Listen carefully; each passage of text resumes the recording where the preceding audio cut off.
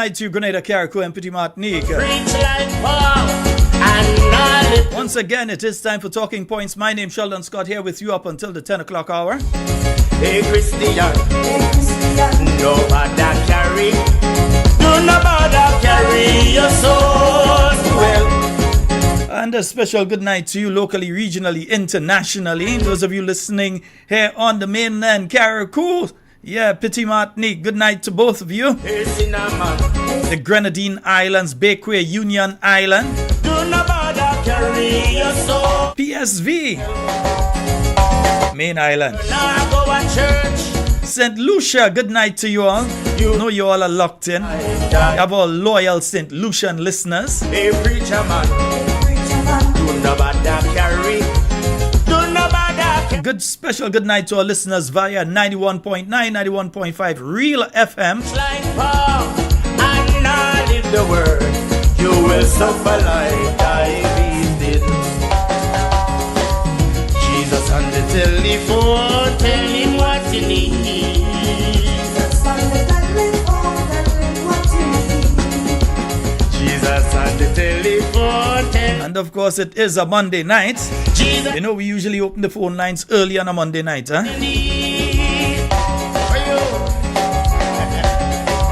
Someone silver and someone gold, but I want Jesus way down in my soul. Hey!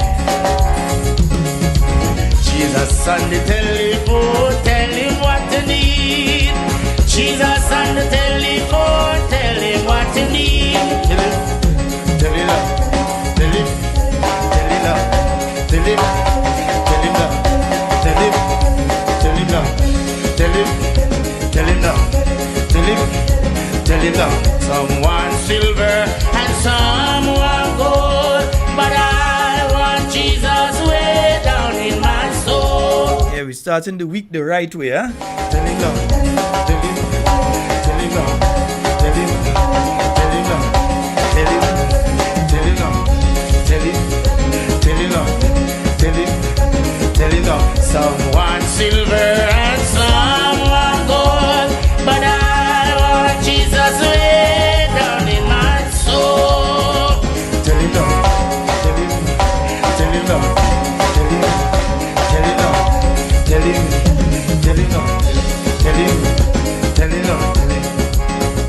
tell him love. Yes, indeed, folks. It is Talking Points. Again, my name is Sheldon Scott. And we'd like to thank all our listeners joining us on 91.9, 91.5 Real FM. Those of you out there in Carriacou via 92.9 Sister Isle FM.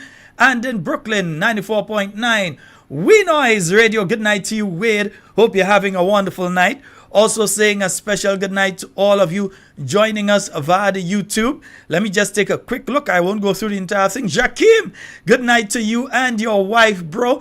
Lydia Isaac, Jocelyn Matheson, Raphael Williams, Angel Map, Adrian Watts, good night to you and your lovely wife, Rosemary Holas Goswell. I see you there, Jacket Man. Good night. Dominic Antoine, Kenny Buckmeyer, Chris London, Sherms Houston, Claire Superville. Gavin Thomas, Trajan John, Maud Martin, Arlene Fletcher, Liza Bernard, Oswald Belfon, Kim Creedland, Antonito, Velma Pascal, Hermina Baptiste, Christine Otley, Maria Noel, Jada Benjamin, Cindy Thomas, Denise Sandy, Clive Raymond, Public Notice, Natalia John, good night to you and the entire home circle, Maria James, Kathleen Knights, Miriam Samuel, Faith Lynn, Hallie Douglas, Shirley and James Goodlife, Dominic Leroy, Carib Spice, Carl Jones, Edmund Calise, Ashma Charles, Claude Abraham. Yeah, mission accomplished, eh? Nice. Yeah, to you and Alban, mission accomplished. Jacinta Livingston, Sherma Alexander, Deborah Laborde, Herbert Norrie, Ann Andrews, Michelle Alexander, Teresa Joseph, Cynthia Bartholomew, Agnes Henry, Anne-Marie Celestine Grant, good night to you. Sherma Jeremiah and Zayla, good night to both of you. Zayla, good night. Baby Daddy, good night to you. Alan Jones, good night to you. And Zoe, good night. And Sandra Pascal, good night to you. And Axelia, good night to both of you. Gloria Francois, Kathleen Ledlow, Hilary Joseph, Listra Abraham, Alban, good night. And of course, good night to you, Neela and Namara. Hope that you all are having a wonderful night and everybody's getting their sleep early and so on tonight. All of you on the YouTube, we say a very special good night to you. Yeah, my YouTube, my Facebook, sorry. Good night to those of you on the Facebook. I'm just going to have to say good night. Dixie and Asude, Carrie and Enoch, Anastasia, Kenrick, Nakisha, Ingrid, Maria, and Veronica. Redface, Simon, good night. And let me see, Anne, Joan, Sonny Isle, Anastasia, Louisa, Tora, good night. Roy Lewis, good night to you. Natalia, Charles, Louisa, Donna, Dwight, good night to all of you on the Facebook. Good night to all of you on the YouTube. I want you to take the opportunity now, right now. I want you all to take the opportunity and hit the like button. Whether you're on YouTube, whether you're on Facebook, hit the like button. Those of you on Facebook, I want you also to do like I'm doing right now and hit the share button. Yeah, I just shared it public and I'm going to share it to my stories as well.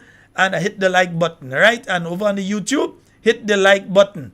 All right, if you don't know how to share from YouTube to WhatsApp and things, leave it alone. But just make sure you hit the like button. All right, nice. From every sin and set me free.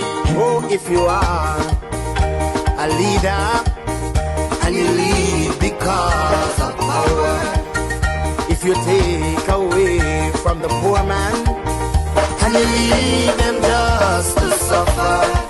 Oh, if your life not in line with the will of God, you must learn the searchlight inward. If you want to make it into heaven, my friend, live right and serve the Lord.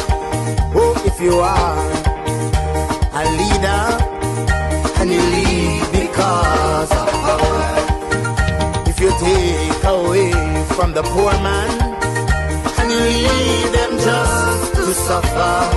Oh, if your life not in line with the will of God, you must learn the searchlight inward. If you want to make it into heaven, my friend, live right and serve the Lord. If you want to be a leader, A leader can't be a leader and be hiding for some 22 days after all these kind of things happening in your country, if you take away from the poor man and you leave them just to suffer. Yeah, you can't take away from the poor man. In line with the will of God, you better serve the searchlight inward. And if you want to make it into heaven, my friend, live right and serve the Lord. Search me, oh God, and know my heart.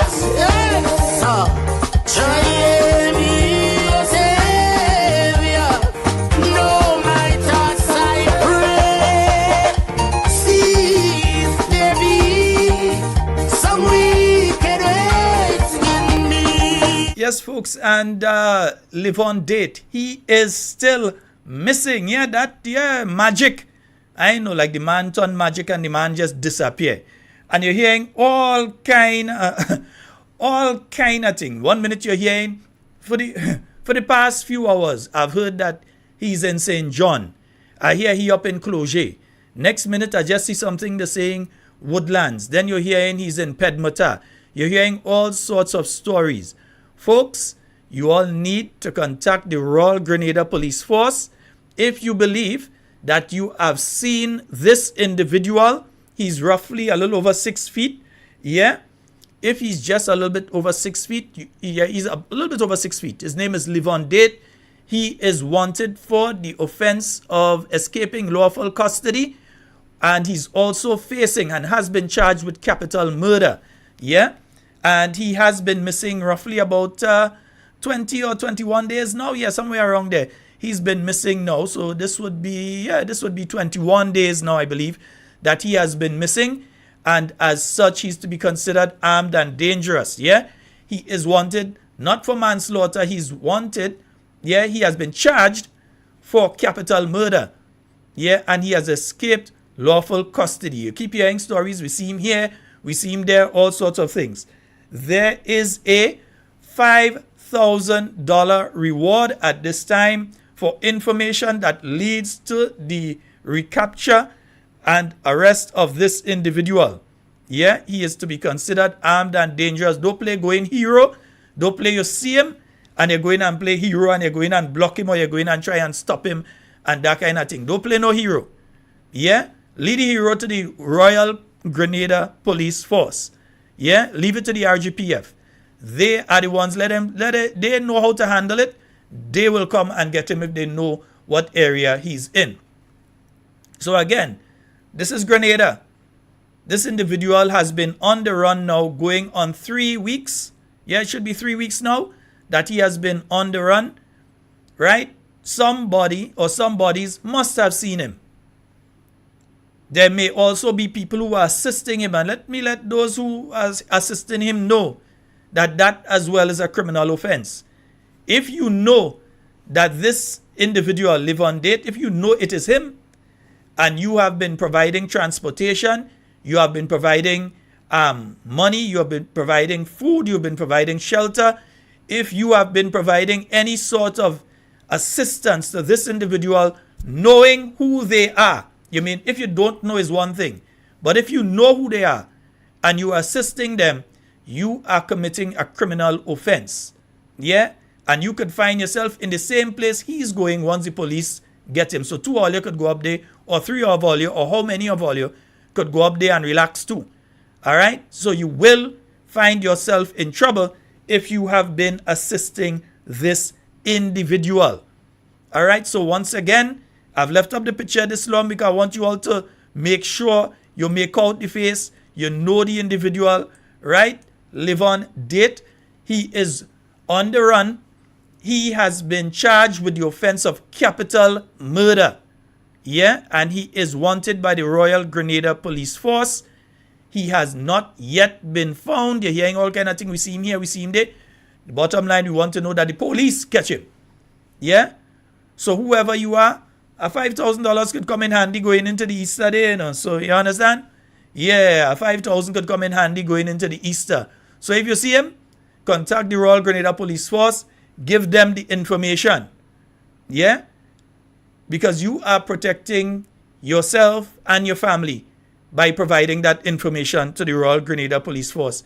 As my good friend Nimrod Olivier would say, if you see something, say something. All right? 440-7377. That's the number for you to get on the inside of tonight's program. And just to let you all know as well, let me pull this one up here. Just to let you all know of this meeting. It's taking place tomorrow. The St. George Northwest constituency, that's Dr. Mitchell's constituency. They're having that meeting tomorrow starting at 6:30 p.m. at the Grand Mall Community Center. So those of you in Grand Mall and surrounding areas, yes, those of you up in Happy Hill and so on, those of you in Cherry Hill, those of you in Fontenoy, those of you up there in Mount Moritz, you can come on down and hear the message of the new National Party. So Dr. the Right Honorable Keith Mitchell, he will be speaking at that meeting tomorrow, the St. George Northwest constituency meeting. And also on the podium will be our brother, Comrade Peter David, the MP for the town of St. George, Sister Emlyn Pear, the MP for St. Andrews South East, Senator the Honorable Neelan Franklin, he will be there along with our brethren. Yeah, you know, he never far from talking points and he always around somewhere. Our brother Nimrod Olivier, all right, he's the new National Party constituency lead for the St. George Northeast constituency. All right, so that's taking place tomorrow at 6:30 p.m.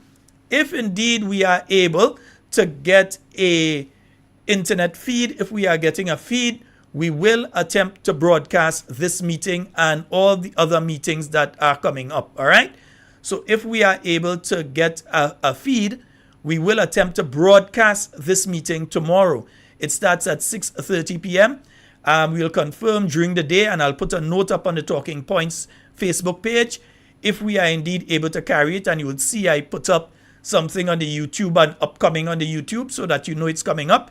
But in the interim, for those of you that are in the area and can attend, please attend. So that's the St. George Northwest constituency. They have that meeting taking place tomorrow from 6:30 p.m. at the Grand Mall Community Center. So as they say, come, listen, be informed, and engage.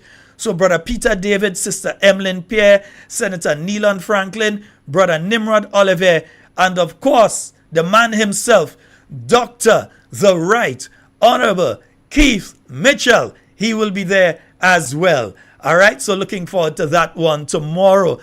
Good night to you, Joyce. What's the matter with my voice? My voice starting to go on me just so? No, it's because I've been so quiet for the weekend, huh?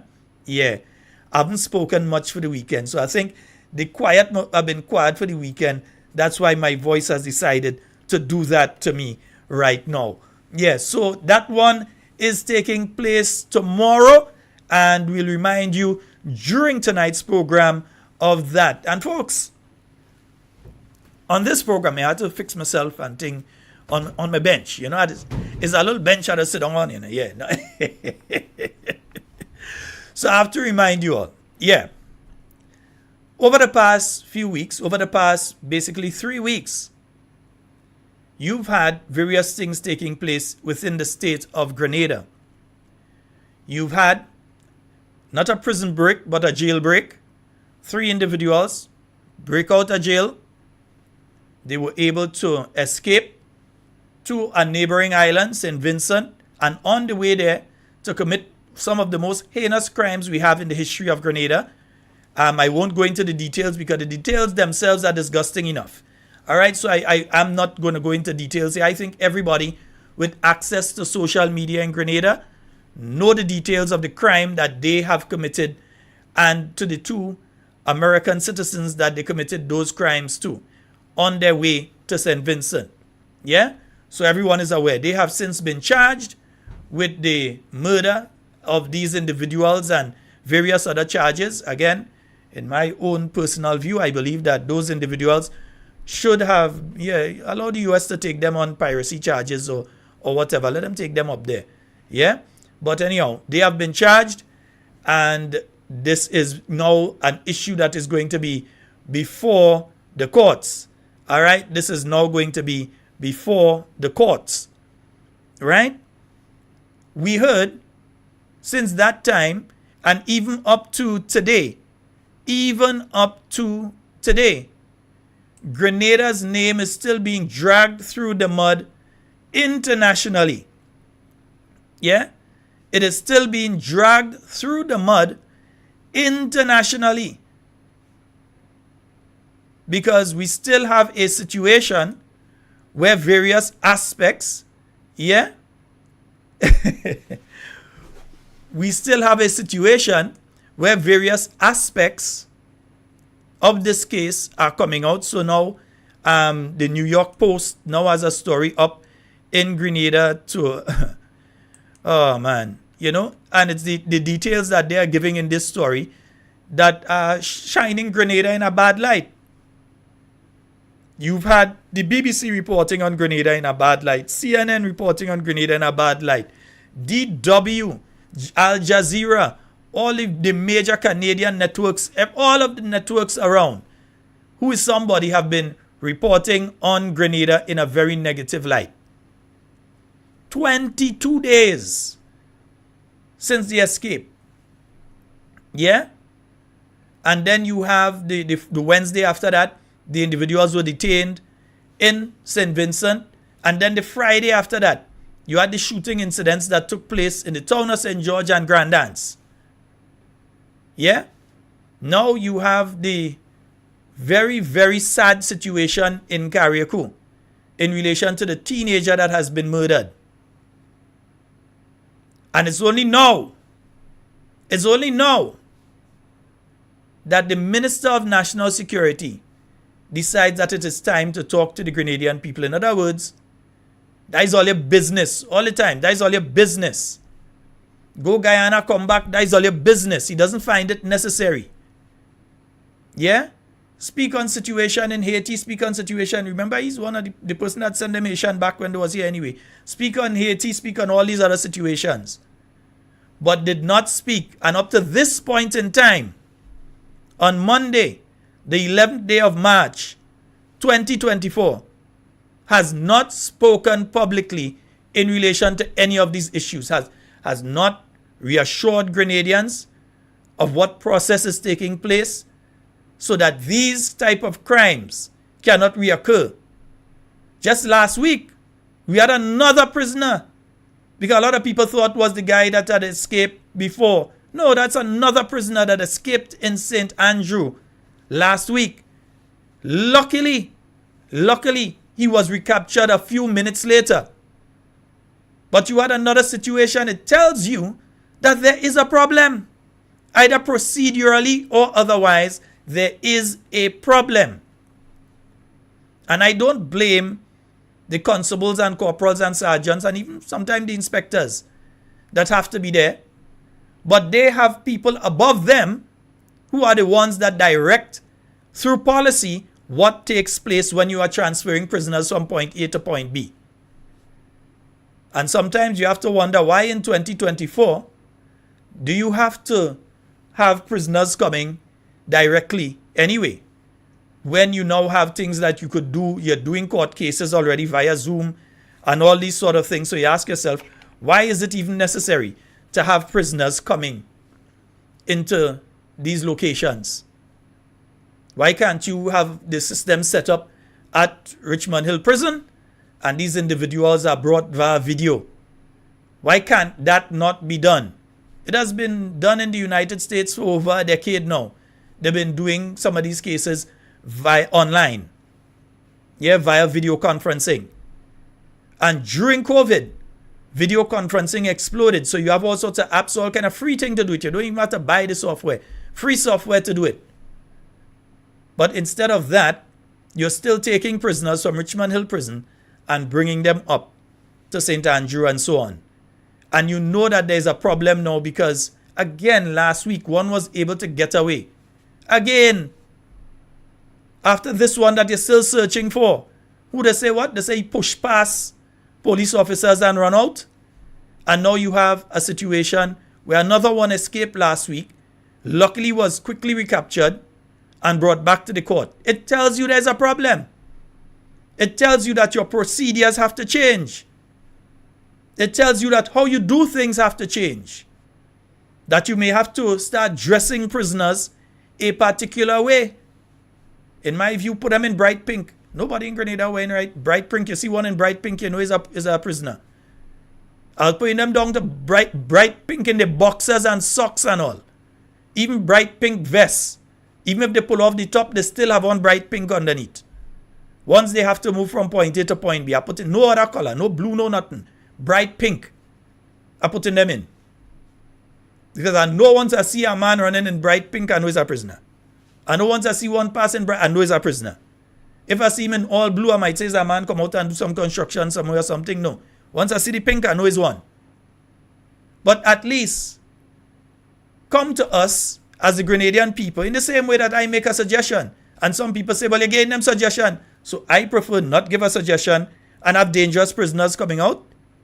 I prefer not give a suggestion and have to face the wrath of some prisoner that has murderous intent, escape, and do something to some family or friend or even people that I don't know. I care about people I don't know too.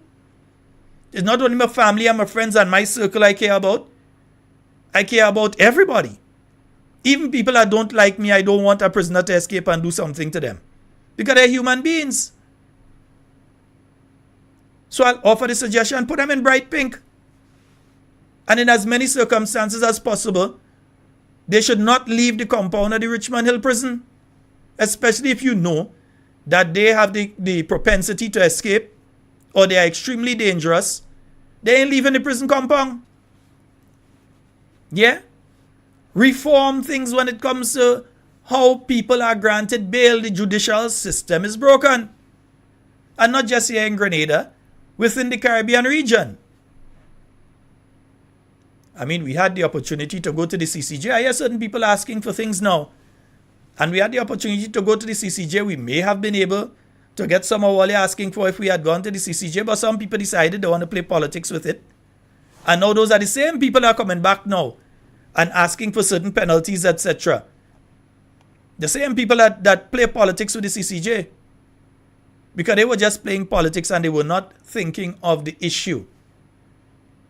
Yeah, many people go against things and then 2 months, 3 months, 1 year later, you hear them asking for the same thing they went against. You hear them coming and ask for it. Please bring this back. Please bring that. Yeah? And that is the situation that we find ourselves in now. So if you're having problems with prisoners escaping, one, no prisoner should be in the same clothes as everybody else in the public. I mean, come on, that's straight up. From the time they have been detained and you're processing them at not even the prison yet, from the jail, you should have one particular outfit that they have on. So if they escape from there or anywhere between there and the court hearing, everybody know. Don't let them come in nice dress shirt or they come in t-shirt and jeans and things so they could mix in a crowd, jump on a bus and people don't know. No. A particular set of clothes when they're there. And if they are at the prison and they have to leave the prison compound, put them in something that nobody else would wear. Yeah? Orange, I might still see somebody in all orange. Well, even here, bright orange might work too. Bright pink, bright orange. Yeah, one for jail, one for prison. Because the two is two different places. Eh? So, one for jail, one for prison. Put them in that. I'm telling you, put them down to the boxers. Put them in it too. So they can't just take off the top and the pants and mingle. Yeah? Down to the boxers. Put them in it. Right? So when the time comes, if they try to escape, they'll be easily spotted. Right? Somebody see somebody running bright orange going there, they know. That is one. They see one going in bright pink, so they know that is one. Alright? Just some suggestions. But after 20-something days, is when they have resurrected. Yeah, they have, I know we're in Easter right now, but this resurrection take place a little earlier. So the Minister of National Security has now resurrected. Yeah, and he's getting ready for his ascension. So tomorrow he want to come and talk. Me advertising what time and where and all kind of thing, but tomorrow he want to come and talk with the Commissioner of Police. As if it was not bad enough the last time the Commissioner of Police only put him before cameras.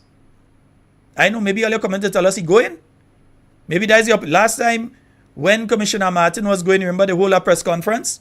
When Commissioner Martin was going, the whole press conference to say Commissioner Martin is the meeting officer and he going and they want to thank him and they're using that opportunity to thank him and so on and all that kind of thing. And Commissioner Martin, who they were saying, ain't well and so end up as commissioner in another country right now, doing an excellent job, the same as he was doing here. Yeah? But now you have a situation, you're bringing the what the commissioner coming to tell us tomorrow again? Yeah? The man was breathing heavy. Well, according to Sister Jenny. In fact, let me not repeat what Sister Jenny said. I'm going to leave what Sister Jenny say for Sister Jenny. Or I could go back and listen to her programs. It's online. Yeah? So you could go back and listen to Sister Jenny. Jenny Simon. Yes, you could go back and listen to her. Right? She ain't taking no prisoners. Left, right, not she ain't taking no prisoners. But you're bringing back the Commissioner of Police in front of us again. It was so embarrassing the last time. And you all are going to bring him back to tell us what? Yeah? Is he going to be able to face the hard questions this time? Did you all not learn from the last time? Or is this just his opportunity to say bye-bye? I don't know. But at the end of the day, remember that the international press is paying attention to whatever he says tomorrow and whatever the Minister of National Security says tomorrow. In fact, I think most Grenadians would be very satisfied if we hear both the resignation of the Minister of National Security and the Commissioner of Police tomorrow. Many Grenadians would be very happy to hear that. Once those two positions are going to be taken over by very competent people with the ability to deal with the little seeds that are planted right now that we know can explode at any time, can grow at any time into a bigger problem. So those need to be dealt with. Yeah?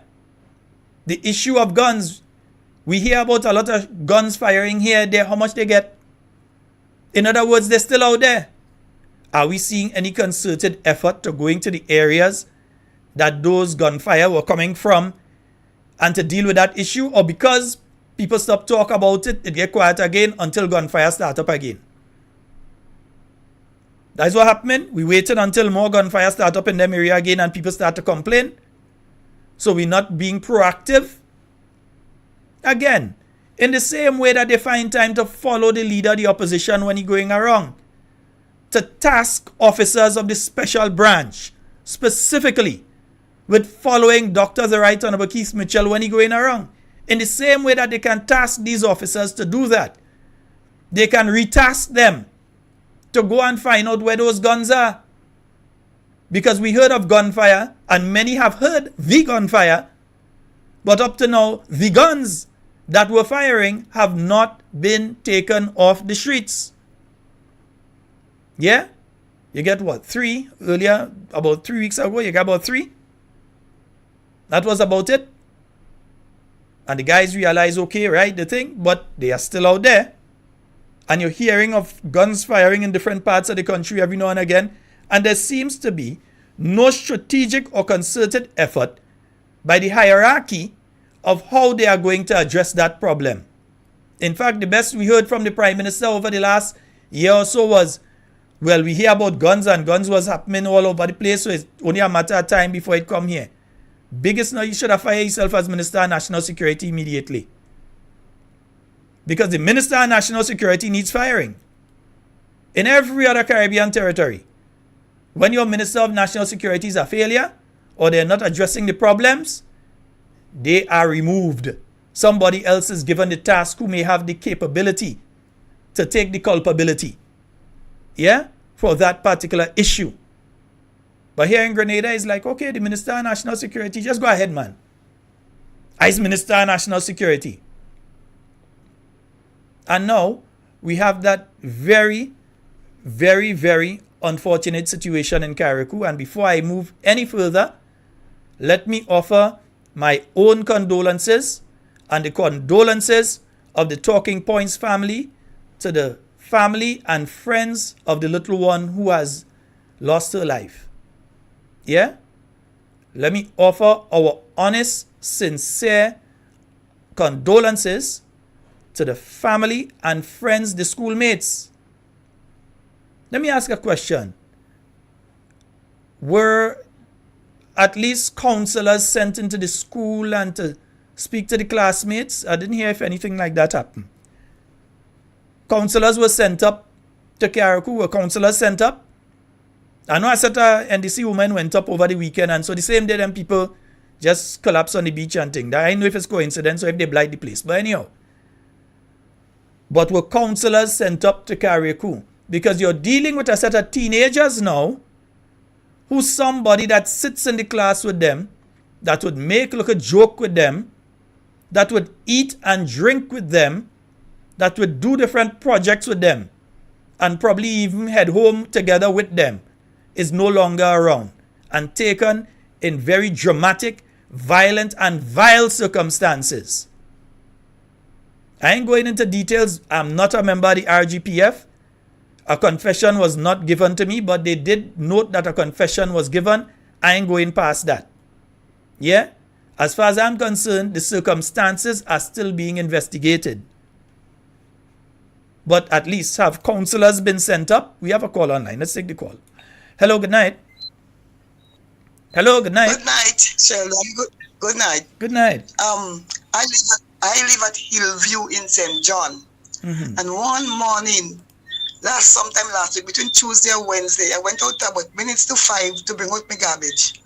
I don't know the fella, because maybe if they put out his face, I might be able to identify him and call the police. Mm-hmm. I saw this tall, slim fella, who I don't know, coming down Hillview with a little knapsack on the back. He don't have much thing in it. And he keep joking the phone, trying to make phone call. And a slim, tall fella. I saw him. My mind time, I said, take it out of the fella now, because I don't understand how he passed over that gate. The gate didn't open yet. The gate for the home didn't open yet. So I went way past. I started to watch him. He said good morning in a low voice. I said good morning. And as he go lower down, I stand up watching at him, and he did joking the phone. He could well be that fella, because the kind of a makeup of the face, and I didn't see his face too plain, but the kind of slimness in mind tell me that is the same fella what getaway. So maybe if they put up a picture before, I might have able to call the police. Yeah, maybe it mightn't be he, but I might have able to call the police and they would have verified to see if it's he because he take his time and walk down Hillview. Okay then. Yeah, thank you so very much. Were you able to call the police or anything when you saw that individual? No, because you weren't sure. I did. Okay. I know. If I had put up a picture before, even though it's not the person, I might have able to call the police and say, I see somebody resembling him. There was no picture. It's no other see tonight. Yeah. And I asked my friend before, if it's a slim fella. She told me, yes, it's a slim fella. But no tonight, as I see the picture there and I hear the height, it could well be that fella. It was dust outside in bright yet, but I went out to bring out the garbage. And I saw him. Yes, going down Hillview. I don't know how he passed over that gate. He might jump over. My goodness. All right. Thank you very much. Yes, indeed. And folks, that's the thing. We've been hearing a sightings and so on, but the thing is, people did not know what the individual looked like. Remember, we came on this program during the first week and we had to quarrel because you have the Royal Grenada Police Force. They have their Facebook page, social media page, right? They have over 21,000 people there. And not until we started to make noise here did they decide that they're going, and that was after a week and some, they decided to finally post a picture of the individual onto the social media page. You have access to 21,000 people who can share it to other people. So in other words, you have access to nearly everybody in Grenada who has social media pages. And the person was missing for a week. And they didn't post anything out. They weren't sending out pictures or anything. Now I recognize that they start to put up little posters here and there and all different things. But after a point in time that individual may have already passed through the area that you're putting up those things. It is good that you're doing it now. Let me say that clearly. It is good that you're doing it now. But somebody fell down on the job. Because that ought to have happened the same day that he went missing. By the time the night time it's supposed to be out. Because you and I know that if they go by somebody and they find them with 2 ganja plant now, that their picture is up on that same Facebook page before the end of the same day. No, not the Prime Minister. He could lie with ganja plant as much as he wants. It seems as the law is only for some people in this country. So if they go and they find somebody with 2 or 3 ganja plant, that person picture, and I'm not condoning marijuana, I'm not condoning it, don't get me wrong, I'm just drawing the parallel here, that when it comes to that, you could be young, you could be old, you could be whoever, you're going to see that person's picture on social media and shared all over the place. Caught with X amount of marijuana trees or whatever. But somebody who killed people, who killed a person and escaped custody, it took the Royal Grenada Police Force. That was an absolute failure. And there's no excuse for it. None. So they even tried to give one.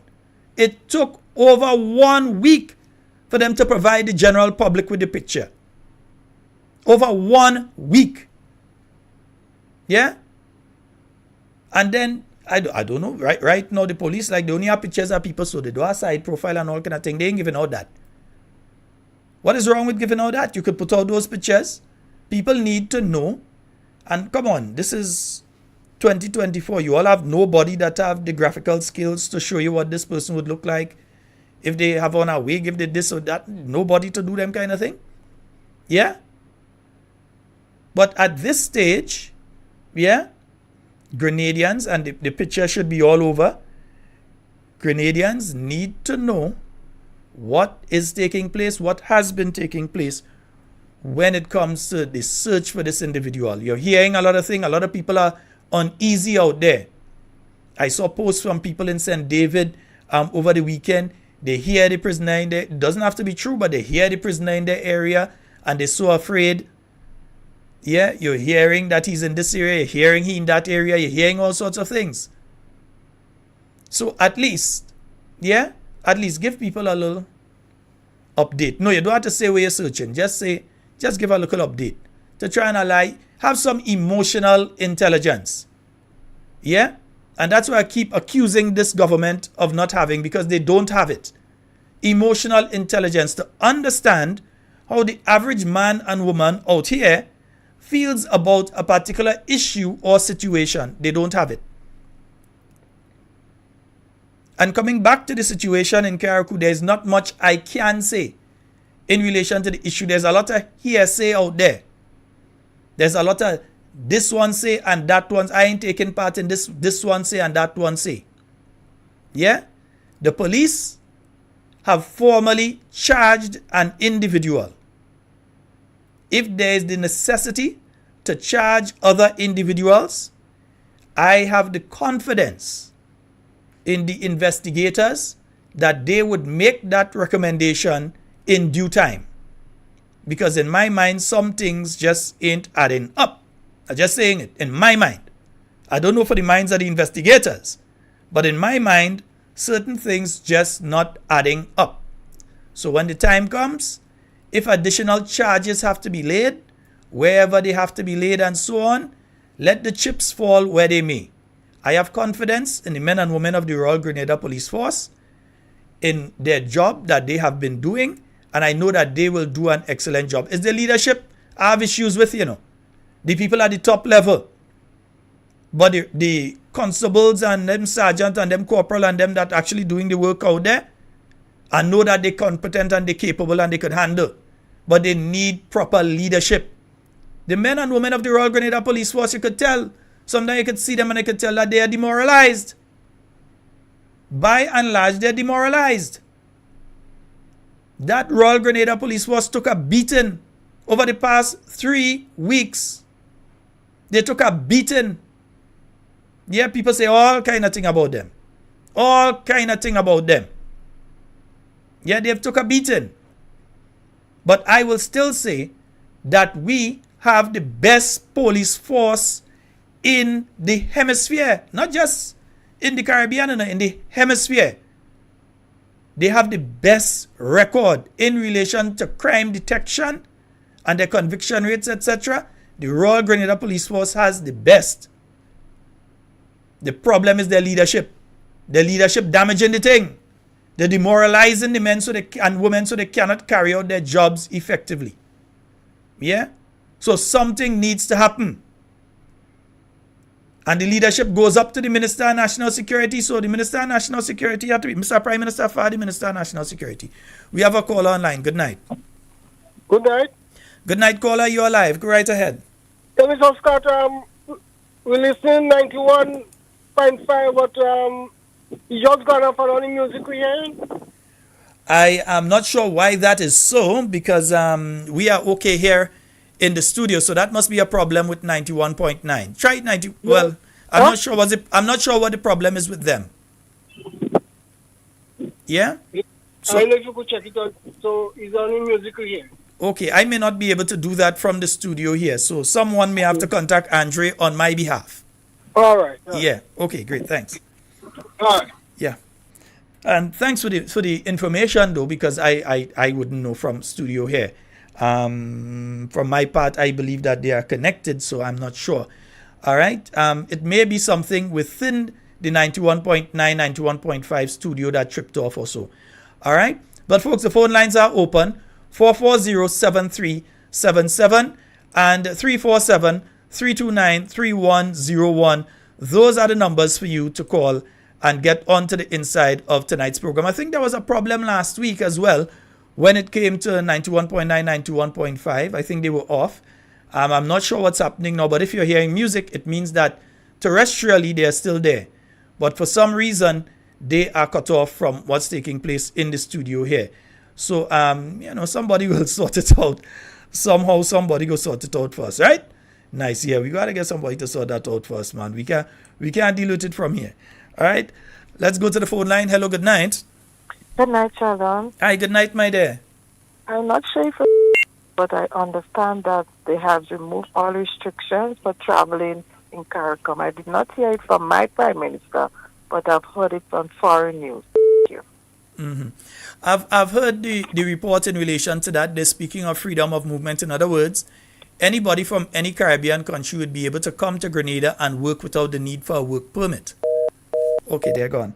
Yeah, what I've been hearing is that anyone from any other country would be able to come to Grenada and work without a work permit. So Trinidadians, they would legally be able to leave Trinidad, come to Grenada, and apply for a job here and work, and don't need to go through the process of having to get a work permit and all of that. Somebody could leave St. Kitts, they could leave Anguilla, they can leave any one of the CARICOM territories, Jamaica, Belize, they can leave and they can come to Grenada and they can apply for a job and work here just as a Grenadian. Yeah, and Grenadians can do the same thing, go to any of the other countries and work as well. But some countries have opted out of that and have decided that they are still going to go through the proper process as it is, where you have to get your CARICOM skills certificate and all of that. So I think Antigua has said no. If I remember, I think it's Bahamas or Bermuda, one of them. They have said no to that as well. They are not going to allow that free movement within their borders because they have concerns in relation to employment within their own country, and then also the movement of individuals who they may not necessarily want in their territory, getting into their territory and maybe committing crimes, etc., etc., etc. So they want to be careful with that. So some countries have opted out. Some countries have said yes. Now remember, that CARICOM meeting didn't take place yesterday. That CARICOM meeting didn't take place just last week or so. That CARICOM meeting took place roughly about 2 weeks ago. Yeah?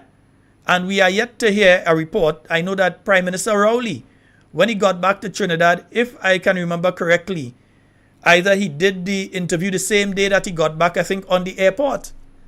He reported to the people of Trinidad, I've been to the CARICOM meeting, and this is what we've agreed on.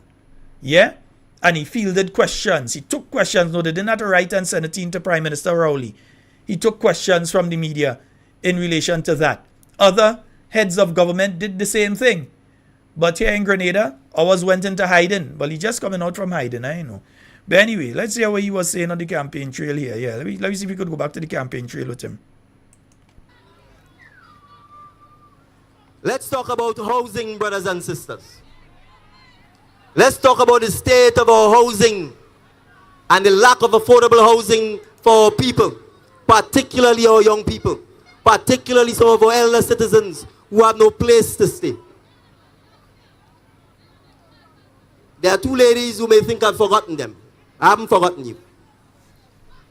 In the last 24 to 48 hours, I've been bombarded with requests for help from women who have children who either have no place to stay or about to be put on the street because they have no place to stay. Since 1985, we have not had any systematic plan to provide affordable housing for our people. All we've had is some apartment buildings that have been provided generously by the people and government of China. But these houses or apartments have been handed over to the government of Grenada. And up to now, in St. David's, for example, they have not distributed the houses to the citizens of St. David. Up to now, you can't even walk in the compound because they have security guard in the empty buildings. If you cared about your people, if you appreciated that housing is a fundamental and basic right, there would have been a transparent process. We would have gone to the communities and find the people who are most vulnerable, and we would have known what the criteria is for getting the houses. So folks, yeah, that was the person who is Prime Minister now. He was talking during the election campaign there. Yeah? So he said they'd have a transparent process where they went into the communities and they found out who the people who really need the houses are. That the houses, while having been handed over, that these houses, yeah, these houses, they're sitting there empty with security watching at them. Yeah? That is what he said. That's what he said. Right? And let's see. Let me see. Let me calculate how much days and thing since he in office, because the house is still empty. Yeah? So let me calculate. And was there a transparent process? Did they come into your community and did they speak to people within your community? And did they tell people this is the process to obtain one of the houses? Or did they just say, we reopen? You already had how much 1,000 people that applied for 600 or so? Yeah, houses. But they reopened the process. Did they come and say how there's a transparent thing and we're looking for the most vulnerable people to place in there? Well, if they was looking for the most vulnerable people, remember that there's the same individual that come back and charge $55,000 for a single bedroom and $70,000 for the double bedroom. That's the same individual, you know.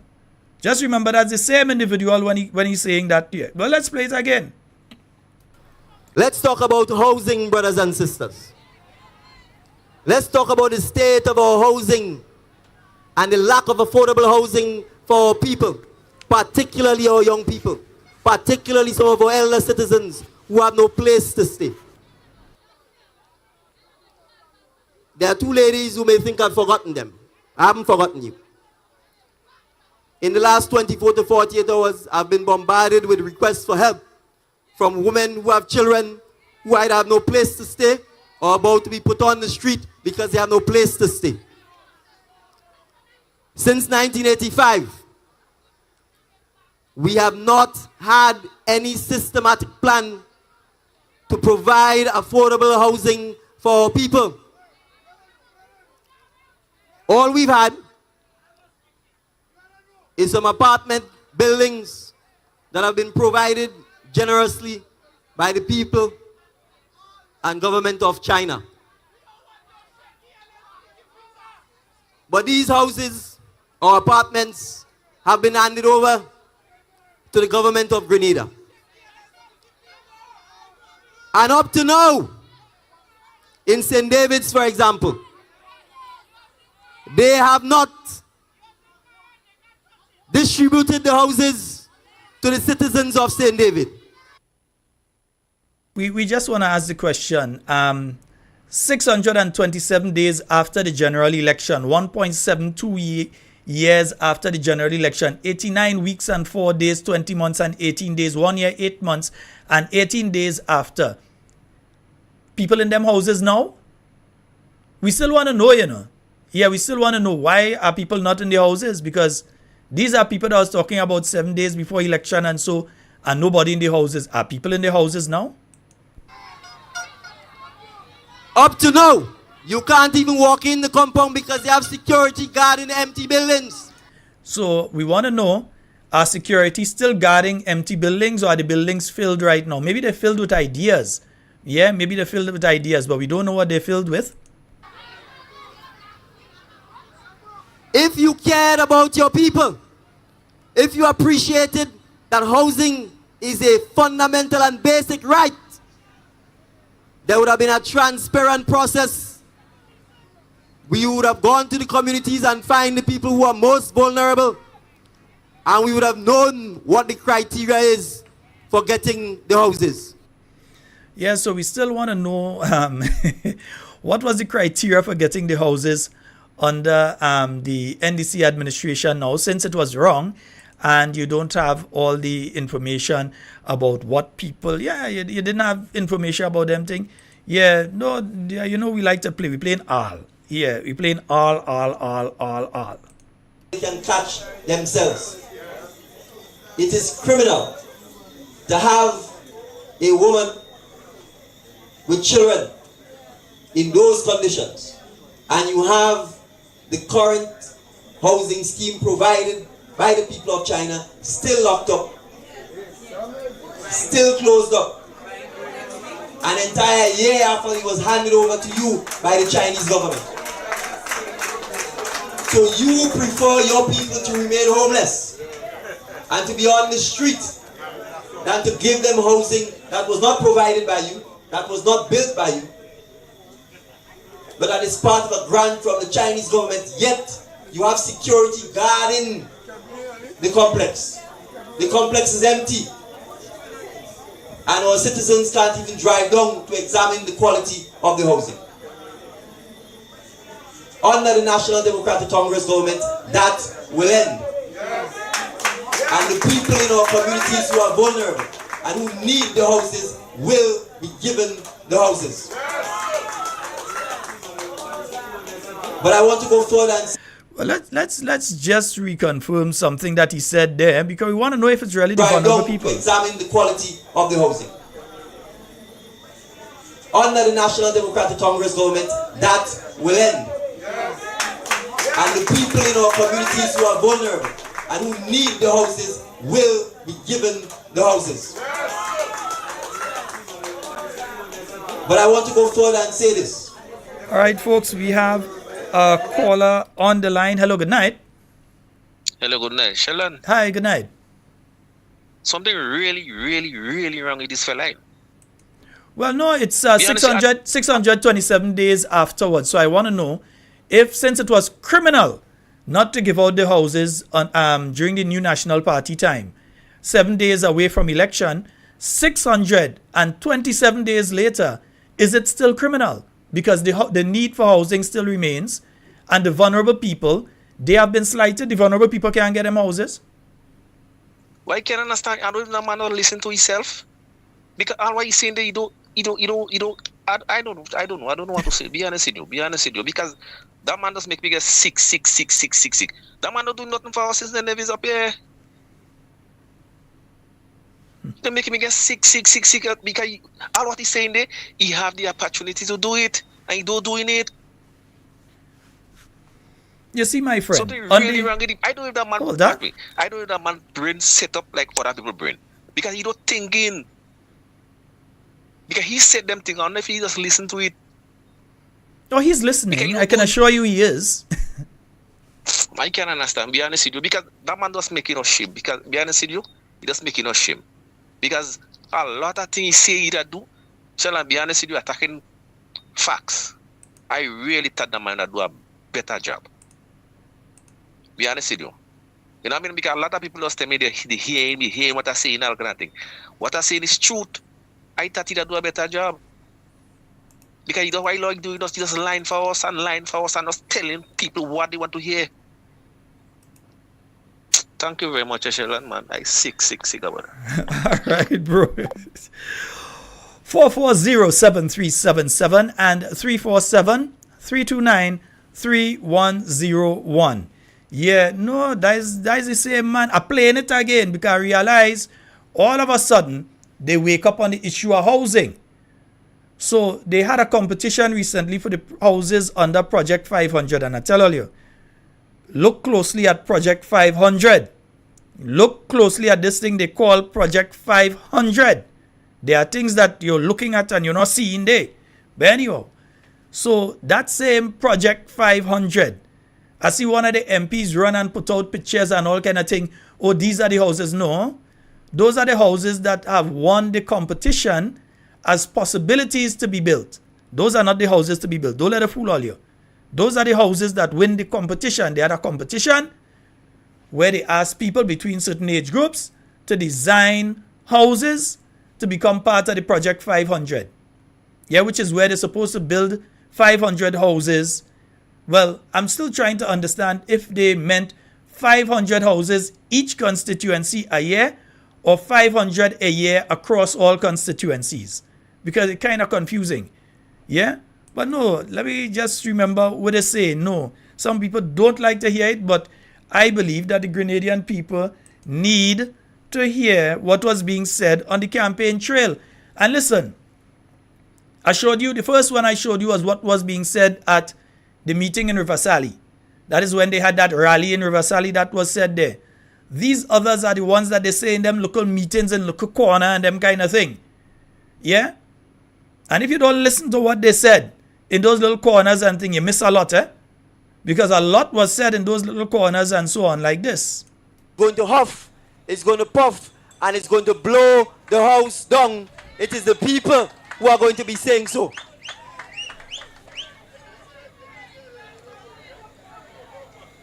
And so let me say this.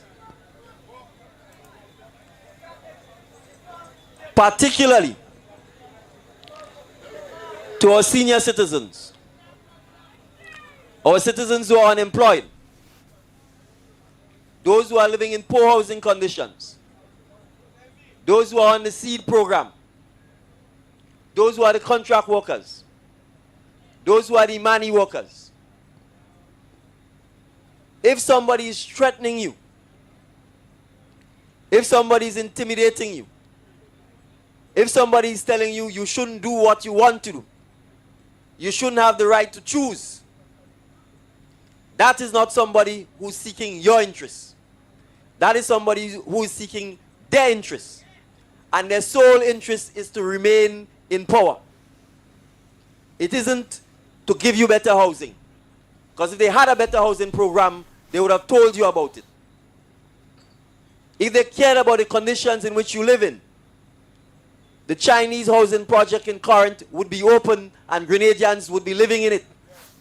But instead, just perchance any of you out there in the diaspora do not know, no one is living in any of the Chinese housing projects in phase 2 as of yet. The only thing happening there is that you have security guarding the empty building. But we'll hear what he has to say about that kind of thing. 7 days before an election, the Chinese housing program is still closed up. And this is exactly since June 23rd, 2022. This is exactly 627 days afterwards. He has had the opportunity. He has failed spectacularly. That's why certain people have to write editorial. Cousin George, I know you're listening, man. Yeah, I go pong it more. Yeah. It is still closed up, and we have Grenadians who don't have places to stay, who don't have homes to live in, and it is closed. And not only is it closed, they have security guarding an empty building. Which situation still exists 627 days after. It still exists. All right? Nice. I don't know if that's where the oil and the gas money is being stored. He has had the opportunity. He can tell us now, isn't it? But I don't see why you'd want to have security guarding an empty building that was meant to provide housing for Grenadians, for the people of St. David. And yet still it is closed up. You have security there. You can't even drive into the compound to even see what they look like. Yes, indeed, folks. 4407377. That's 4407377. Yeah, they had a lot to say in relation to that. And we will ask the question again. What is the hold-up? He come in and face the media tomorrow. Media, don't let the Prime Minister come there tomorrow and only don't ask him questions about these things, you know. Don't embarrass all yourselves. Don't make him feel he could come there and because he's Prime Minister, he come in there in the capacity of Minister of National Security and he only speaking about those matters. Don't make him disrespect you all. Yeah? Don't make him disrespect you all. There is an outstanding issue. We heard all the hullabaloo towards the end of the year last year. That yes, we're giving out houses and so they took back the houses that were given to people. They took it back in Carriacou. They took back those houses. Yeah? We have a caller online. Good night. Hey, Shelly. Good night, boy. Hey, good night. Go right ahead. You're live. What's going on, man? I'm good. I just had to laugh when I heard this man talking, right? This man, great. He's a great man. I wonder if he doesn't listen to himself. I really asking myself a question, you know, where the houses are now. Did he distribute it to anybody? The house lockup just the same thing, and he have security there, and he house lockup more tight, and then he want to sell it to the poor people.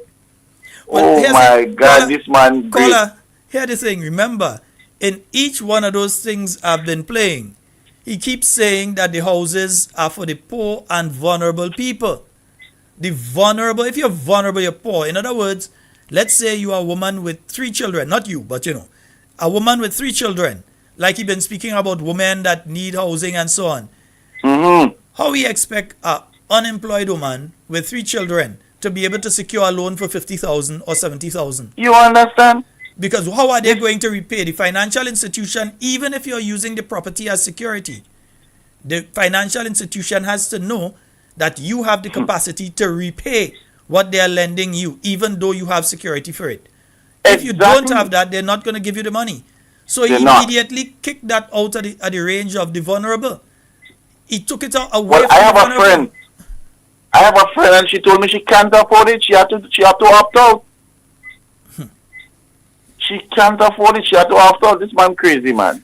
Anyway, brother, I'm listening to you. All right. Thank you very much. Care. All right, brother.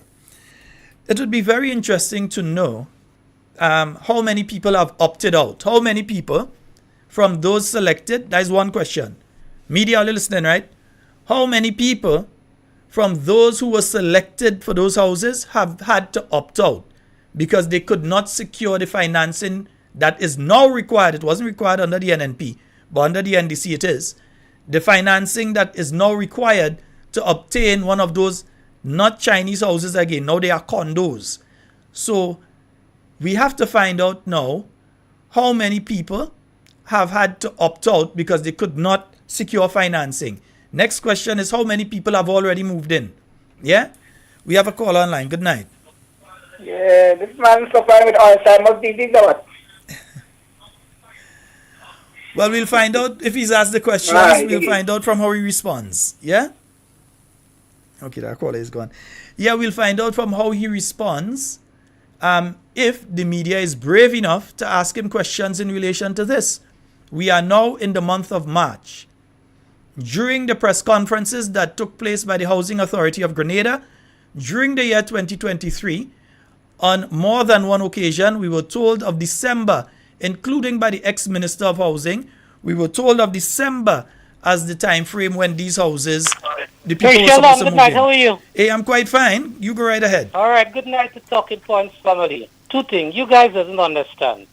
The Prime Minister have a speech in Parliament, and the Prime Minister does not mean what he said. He said the homes are not, I repeat, the homes are not for vulnerable Grenadians. It's for those who could afford it. So the slip of the tongue is no fault of the speaker. All right? That's my contribution. All right, caller. Well, somebody messaged me to say maybe the CBI money that lock up in them houses and them now because it's a guard day. They take out the guards that were there. So the guards, the security that were securing those facilities, they were removed, they were fired, they were sent home. And new security have been put there. So it seems as though what lock up in those buildings and them right now is the CBI money. When last all I get a CBI report and all I hear how much this and thing from CBI. Maybe the CBI money, in truth, that lock up in them places and them right now. Yeah? And then remember, they spoke to us about their housing project and they're going to be doing this housing project. And within 12 months, I know which 12 months they were talking about. They didn't. Probably they mean, I know. Let me see if we could understand what they're saying here. Let's go back to that, yeah? Let's talk about housing, brothers and sisters. Let's talk about the state of our housing. I think I've pulled the wrong one there. Let me get the right one, man. Yeah, that's not the one I want. That's not the one I want there, man. Let me see. I think this is the one that I want. Let's talk about housing, brothers and sisters. Let's talk about the state of our... Oh, dear, yeah. I don't have the right one that I wanted. But anyway, let's hear this one. And the lack of affordable housing for our people, particularly our young people, particularly some of our elder citizens who have no place to stay. There are two ladies who may think I've forgotten them. I haven't forgotten you. You know, I wonder what happened with those two ladies now. I wonder if they're living in one of those houses. Yeah? Because remember, yeah, we have a situation where there have been many fires. In fact, I've heard of a fire that took place sometime last week in the south of the island where the people lost everything. Yeah, so there are several situations of people who have had fires and so on. Are they living in that housing project? Have they been given the opportunity to stay there maybe for 3 months or 4 months or so on until proper arrangements can be made for them, or at least they can start and build back a little something and then over a period of time build a proper house? No. The facilities are still empty. Yeah? Distributed? Yeah, they could say they're distributed, you know. people living there or it empty? What is the reason that folks are not in those facilities? Beaujeu, empty. Carriacou, empty. St. David, empty. St. Patrick, empty.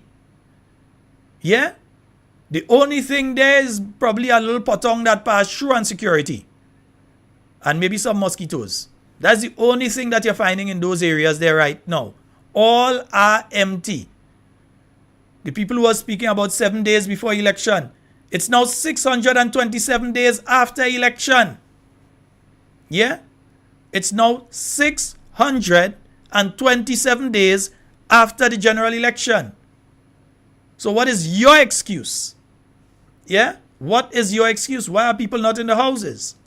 24 to 48 hours, I've been bombarded with requests for help from women who have children who either have no place to stay or about to be put on the street because they have no place to stay.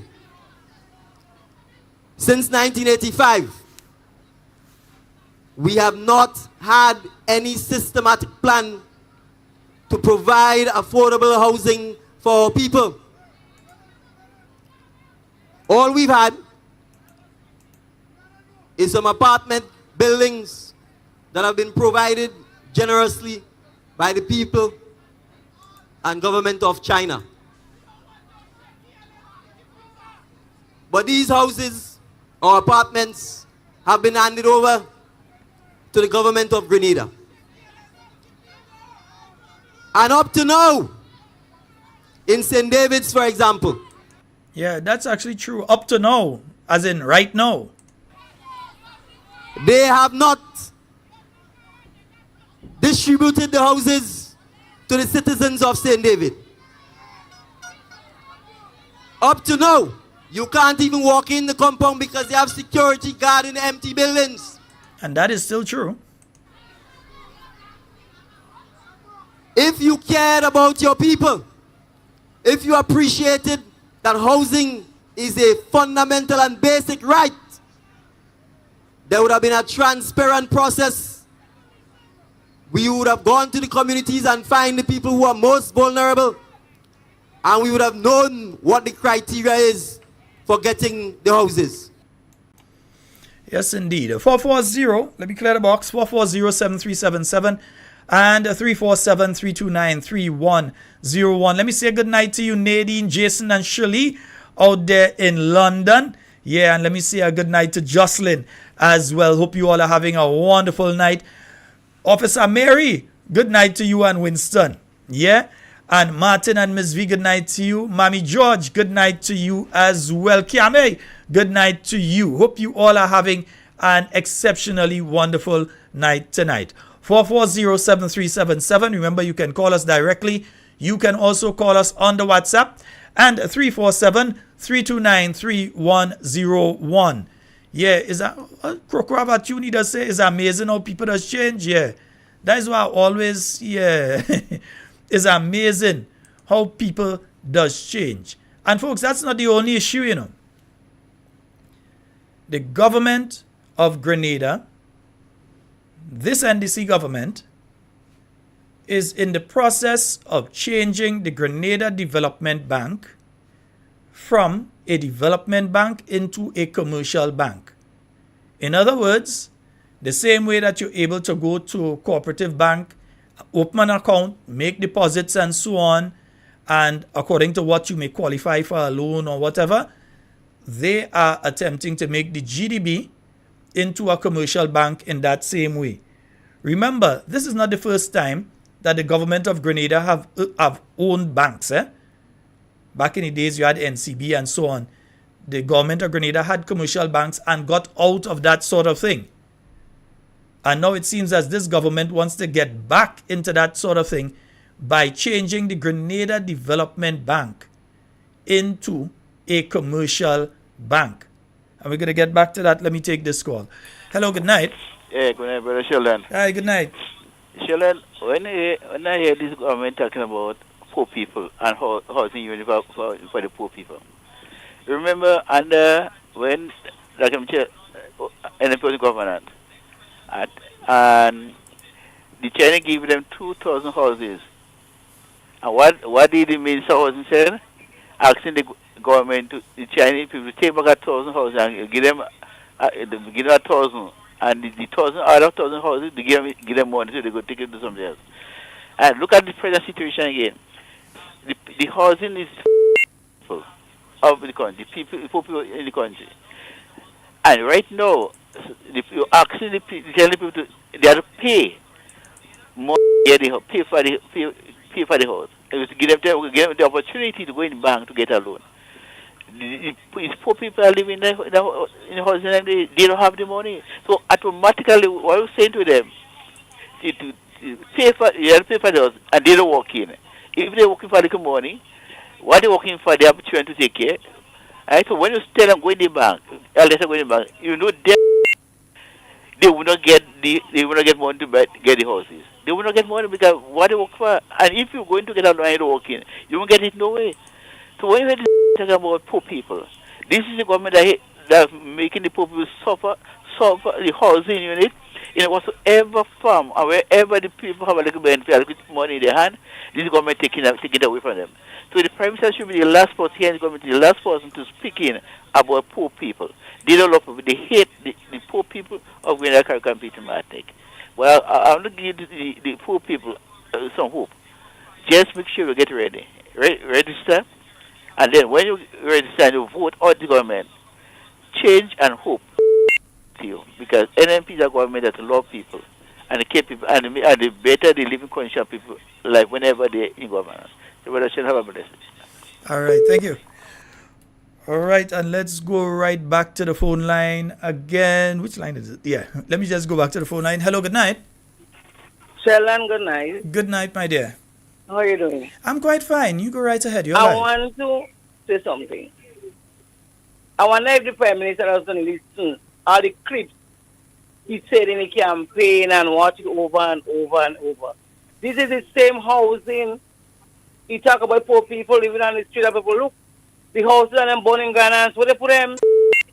Quite in a community center in River Road. Why they open my house and open more than project and put them in it? I find he too big for that thing he don't doing it. Too like I talk with this Prime Minister. Time for the Minister of National Security to resign. Give somebody else the portfolio. He don't ready yet. Good night. All right, my dear. All right, 440-7377. That's the number for you to call and get onto the inside of tonight's program. And 347-329-3101 if you're in North America. And we say good night to our listeners out there in Maryland. We say good night to our listeners out there in Washington. We say good night to North Carolina, South Carolina, Buffalo. Good night to you. Also, those of you out there in Texas, Houston, Dallas, wherever you are, we say a special. Well, it's a lot of Grenadian in Texas, and I didn't even know. So, what? Is that some Grenadian in Texas? Well, special good night to all of you out there in California, Washington State, and I didn't even think it are Grenadians in Washington State until I started here. I find Washington State was so rural. I didn't even believe it had Grenadians there until I started to hear from them. All right. So those of you in Florida and, of course, those of you out in various parts of New York, we say a very special good night to you. I wonder what the Prime Minister is saying about housing again. Let me see if I could pull up a little something here. Let me see if I could. Its housing plan, and I'm going to tell you about it. Within 12 months of forming the government. What? Within when? Let me just make sure we hear him properly, yeah? Yeah, we want to hear him properly. Within 12 months of forming the government.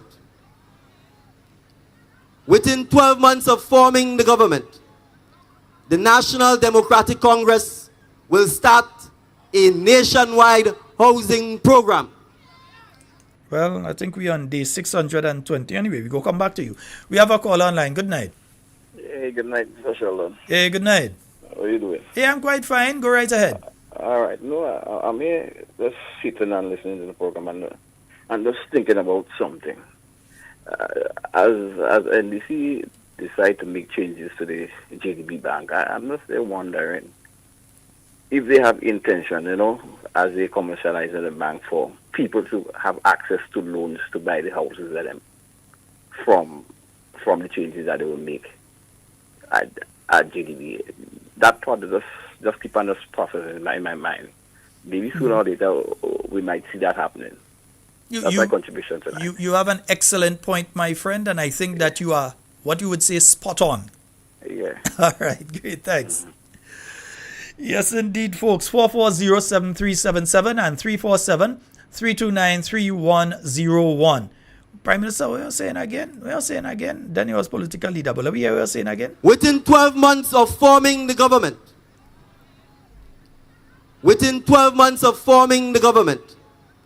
the National Democratic Congress will start a nationwide housing program. That program will be done in conjunction with the private sector, so we will have a public-private partnership.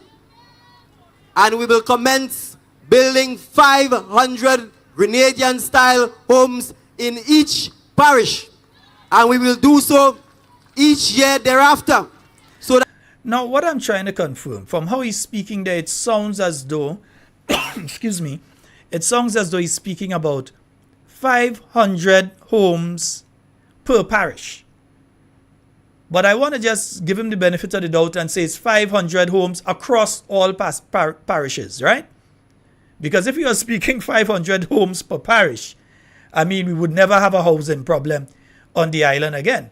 But if he's speaking 500 homes across all parishes, that still has not been achieved, and we're closing in not on 12 months, but we're closing in on 24 months. And the biggest achievement that his administration has made so far in housing has been to take back the houses from the people in Carriacou and then distribute it to a category of people that are not vulnerable. They may need the house, but they're not in the category of the vulnerable, as he has been speaking about earlier. And these people still, in many instances, have to opt out, as we heard a caller mention earlier. They have to opt out because they cannot secure the financing.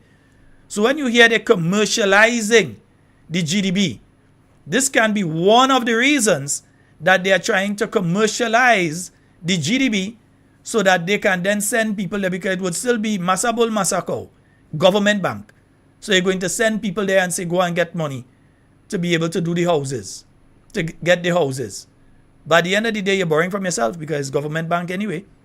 Yeah, but on top of that, remember, the GDB legislation says it is illegal for members of parliament and their immediate families to access funds from under the GDB. So if you are changing the law that governs the GDB, and that part of the legislation just happens to fall by the wayside, you're trying to legitimize the illegal act that has taken place by members sitting in cabinet right now.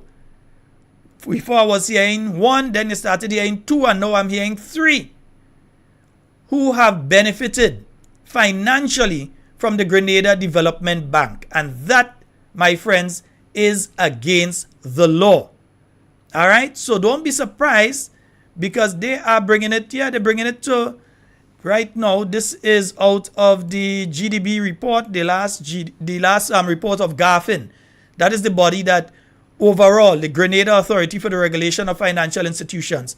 This is their 2022 report, right? And they're speaking there, right, of a amendment. So in addition to the Grenada Development Bank completed a draft amendment bill to amend the GDB Act Cap 129.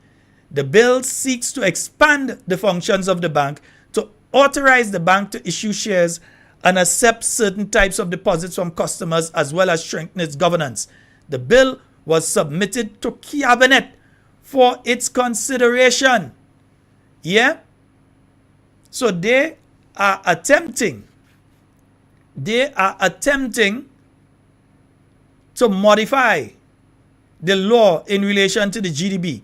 Ask yourself why. Yeah? Ask yourself why. So remember, within 12 months, let me hear it again. Let me hear. Within 12 months of forming the government,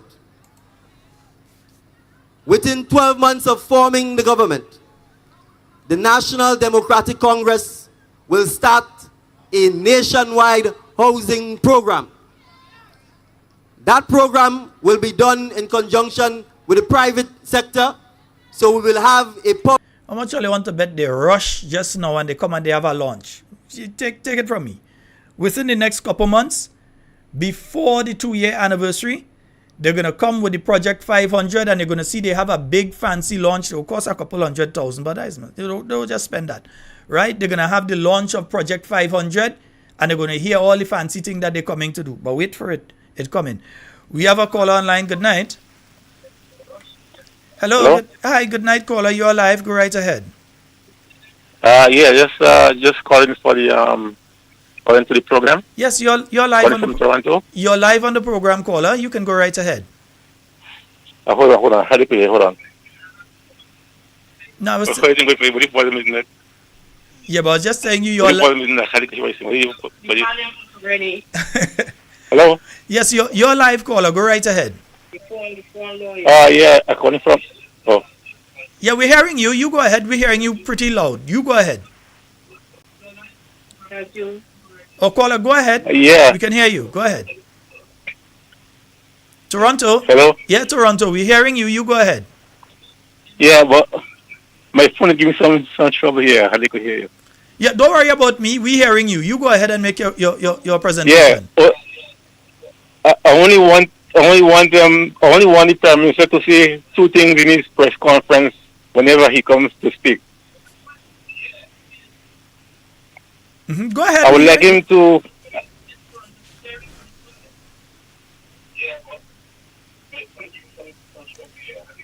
No, we're hearing you clearly. You go ahead. I know you're listening to time lapse in the back, but it's about 2 minutes behind what we're saying. So you go ahead, caller. Caller. Hello. I would like him to say. I would like him to tell the nation that he's going to call the Governor General to say that he's going to dissolve Parliament and call an election, and to let the people know that the Commissioner of Police should be going. That's it. Have a good night. Okay, caller. Well, I just had a feeling was that caller coming with it. But no, media, you have an opportunity, and please do not allow the press secretary or anyone to try to rein you in that you cannot ask the questions that have to be asked. The Prime Minister is not making himself available to the media, even to quote-unquote friendly media. He's asking them to provide questions, in writing before he has a sit-down interview with them. Yeah? They can't accuse Dr. Mitchell of that, They cannot accuse Dr. the Right Honorable Keith Mitchell of that. Come, ask your question. It's up to him. If he answer, he don't answer. Yeah, it's up to him. You understand? But he ain't telling you, write no questions and come with no questions, and so, no, come. So when people are saying now, oh, you have to submit your questions in writing before you have a meeting with the Prime Minister. So what? So that he know how to lie and tell you? No. Nah, we ain't going down that road. We have a call online. Good night. Mr. Sheldon Scott, good night. Good night, my dear. How are you? Quite fine. Oh, but your audio is sort of off slightly, but go ahead. I think the Prime Minister, the Grenadian people misunderstand the Prime Minister. I think he might be talking about the houses up and up in Dubai. I hear you, caller. I hear you. Have a blessed night. I'm always watching you. I cannot miss you. All right, my dear. Thank you. You're calling from where?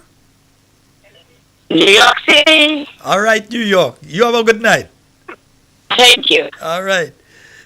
Yes, folks, in case you didn't hear New York said the Prime Minister may be speaking about houses in Dubai, not in Grenada. So that's probably the houses that he's speaking. Well, we know probably the caller might be very, very right, Yeah, as some kind of callers there, she might be very, very right. 440-7377. That's 440-7377. That's the number to call and get onto the inside of tonight's program. Yeah, still waiting to hear what is going on with the houses. We want to know. Yeah, so don't feel that you come in there tomorrow and then after, he take 22 days. So tomorrow going to be 23. 23 days. It's going to be tomorrow since the escape of the prisoners and all the other things that happened in between, inclusive of what took place over the weekend, the unfortunate incident in Carriacou. I'm going to just cage it as that unfortunate incident in Carriacou. This, I don't know how much that one, I'm feeling that one, and that's why I don't want to talk extensively on that. I might lose my temper. Yeah? But let me just say, before I go back to the issue of the housing and so on, let me just say this, I mentioned it earlier, and I hope it is being done. If it has not been done, please ensure it is done. Please ensure counseling for the students who have been going to school, the friends and so on of this young lady. Please ensure counseling. It isn't an easy thing for a teenager to lose a classmate. It's not an easy thing. Yeah? It is not. It's emotionally, as such, it's a very difficult thing. Especially when it was a very nice one, as this young lady was, from all indications. Please ensure that counseling takes place, if it has not already done. Yeah, Scott. Hi, good night, sir. Good night, sir. How are you? I'm good. You go right ahead. You're live. Yeah, boy. Tough. I hope he talk. He come and talk about the housing Ghana. Where he come out. I hope he has a housing Ghana for him to talk about the housing in Ghana. That you see have every time you out of the country. Going traveling more everybody else. Them staff travel and do more work, do more community service. Then I see a man election, I see a man pass through Permota, Mongols area. We are traveling and you don't pass into no way. Are you traveling, so? Me asking, Papa. Taxpayer money using? Me you asking? Yeah, I ask because I find every time you're man traveling. I traveling, he come back and say why you come back with that. If you don't keep the child, we come back and say why you come back with. Nada man. Only taxpayer money using to travel. I is a pro NP man, I don't business. I'm a fact. And sure I have something on Easter Sunday? Yes, there is. Yeah, I know that day, Mr. Me.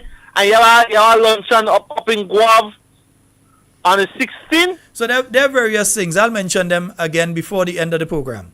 Okay. Yeah, no problem. Yeah. All right, Enjoy the rest of the night. And Miss Kami, good night to you. And good night to Magdalene. Good night. All right, man. That's it. All right. Bubbles. Good night, bro. Easy, Bubbles. Nice, man.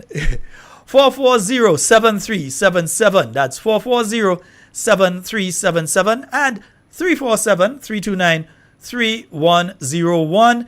And folks, yeah, just to give you a reminder, tomorrow night, we have the St. George Northwest constituency. They are going to be having that meeting at the Grand Mall Community Center. All right, and that takes place from 6:30 p.m. Up to bat, the Honorable Peter David, the Honorable Emlyn Pear, Senator, the Honorable Neelan Franklin, and an honorable fella himself, Nimrod Oliver. All right, and of course, the political leader of the new National Party, former Prime Minister. Yeah, a lot of them don't like to hear that. Let me say it again. Former Prime Minister, Dr. the Right Honorable Keith Mitchell. Yes, so that will be from 6:30 tomorrow at the Grand Mall Community Center. So those of you in Mount Morris, Grand Mall, Fontenoy, Happy Hill, Cherry Hill, and so on, those of you that can head on out to that meeting, head on out and listen to the message of the new National Party. We've got a caller online. Hello, good night. Good night, brother. How you doing, man? Hey, I'm quite fine. How are you doing? I'm kind of, just I'm just thinking about keep talking to some people just a little ago. And Caller, for some reason, you're sounding, I'm not hearing you clearly. Okay, I'm here now, right? Yeah. You hear me, right? Yeah, and you're good now. Yeah, you go ahead, yeah. Just a little while ago, I was talking to some people, and what they're saying to me is kind of touching me. Mm-hmm. A woman that is operating a business for almost 15 years now, cooking and sell. Sometimes she go and cook, and sometimes her food, half of it have to go to waste. Now they come into the woman establishment and tell her that she had to upgrade. You know, she had to upgrade, she had to do certain things, otherwise she got to close down. Now we all know that sometimes a food establishment, some people cook the food in the house and they come and they share it in the wherever they have. Some of them cook it in the exact spot. But we all know Grenadians, most Grenadians are clean. We are set of clean people. And if our food ain't tasting good, people then go buy it. So we know that. We got to put it ourselves. When you go to an establishment and tell them they have to upgrade, they have to get this and get that, and then they can't raise the price because nobody ain't going to buy the food, you're putting them out of business. So why would a policy of a government put people out of business, out of their livelihood? Where they paying their bills, taking care of the family. What kind of policy is that? Your policy should be growing businesses, helping people to move forward. Policy shouldn't be destroying people's lives. There's a woman on Pointsville Hill. Most of you may know that woman. She sells vegan, blogger, and whatever stuff, sorrel, and Pointsville Hill. She know what it is sometimes during the week. You stop and tell her she have to move. So that woman is maybe in her 60s. You know, woman want to go and sit down by the road and sell vegan blogger because she like it. Because that helps taking care of her family. You tell her she have to move. What she gonna do? No, mind you, today I've been in St. George's, especially Grenada, and I've seen 2 sheds right on the roundabout in front of Ram's supermarket. There are 2 sheds there. Normally the police officers will stand up under the shed and take shade from the sun. There's a lady selling right there. We leave 2 sheds there and coming up way in the countryside and telling people who ain't disturbing know what they're told, they have to break their business. You leave I see a nice little fly building on the side in a Wall Street there. You don't break that. You come into the countryside, you have to break things up here. You leave all them parlors by the port highway there. You don't break them, but you're breaking places in the countryside. Now you just have to look at it. What is the government policy? What this is doing to people's lives? And people are talking about it. But somehow they are scared. People are asking why are people not protesting, burning tires and destroying the road and doing different things. People are talking about getting angry now and doing things. Government has to look at that. People's livelihood is going up in smoke by that policy. Not helping nobody. Making great and beautiful, not by destroying people's lives.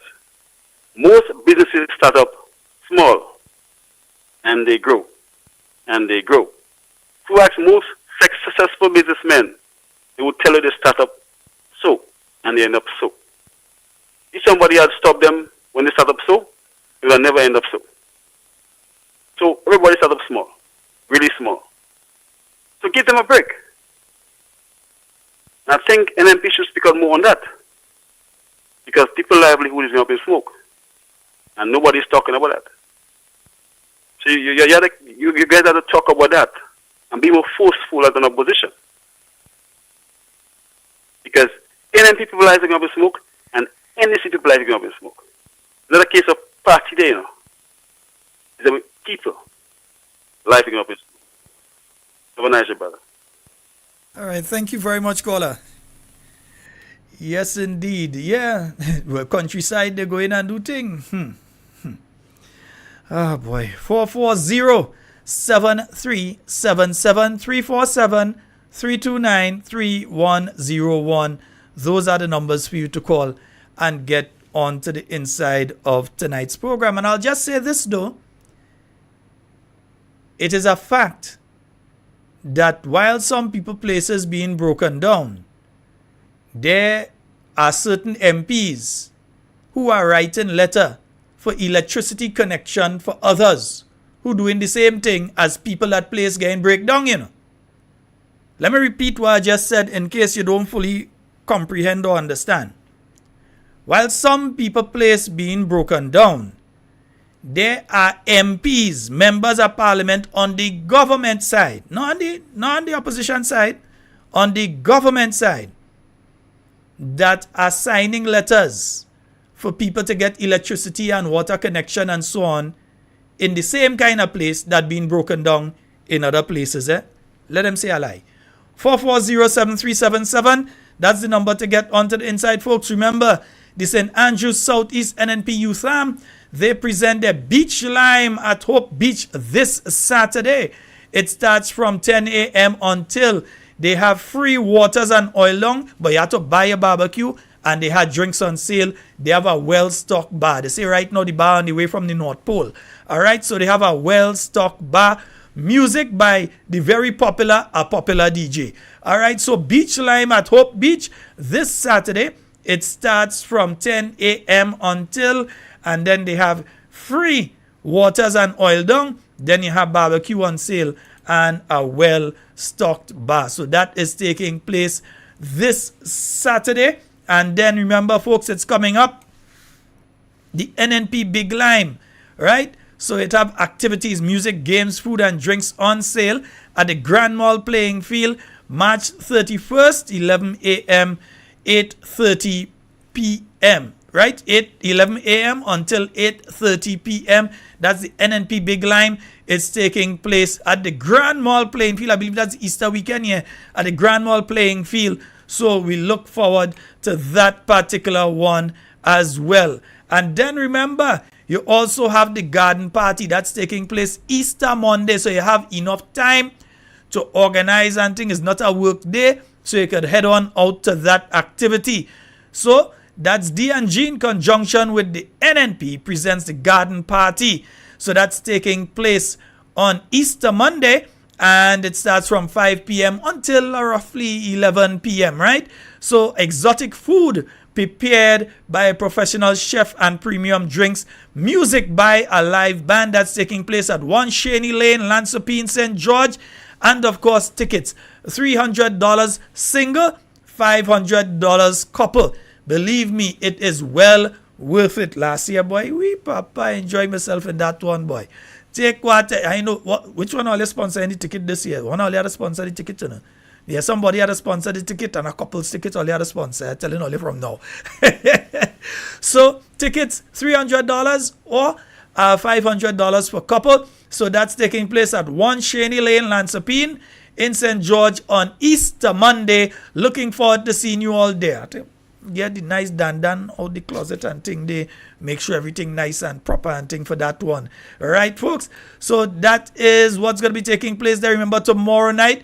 And then, folks, one more, you know. Yeah, we have the barbecue that's taking place this Saturday as well. So that's PD4 Village Group Barbecue and Luncheon.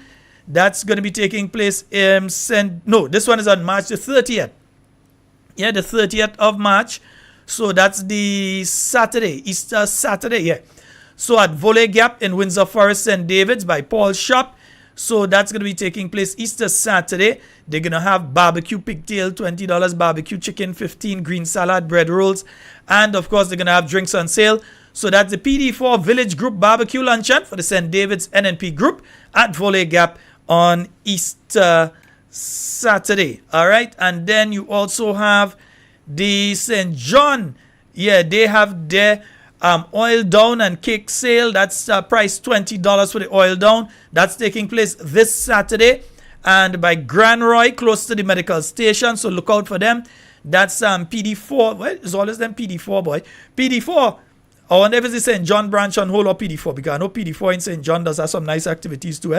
Right, so NNP St. John branch, they're having the oil down and cake sale. That's taking place this Saturday. Price of the oil down only $20. And they're starting at 11:30 a.m. Grand Roy, close to the medical station. You can look out for them there. And folks, 440-7377.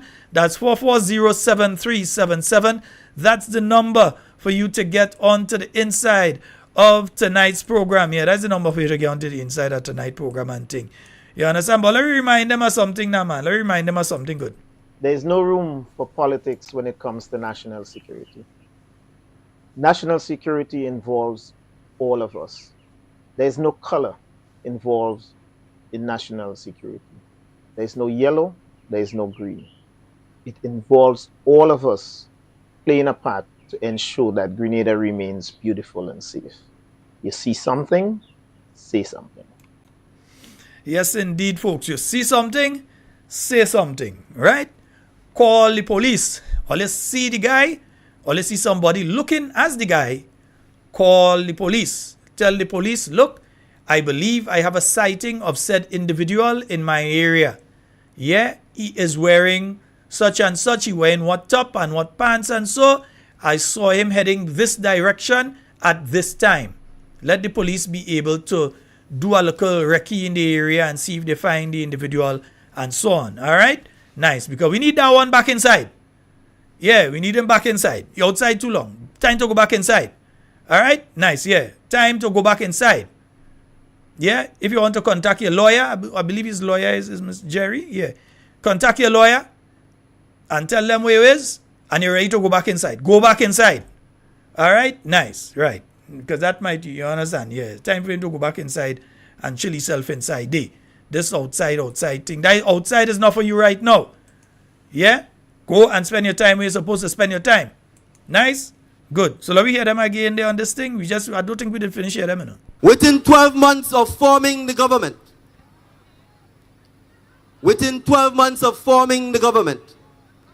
the National Democratic Congress will start a nationwide housing program.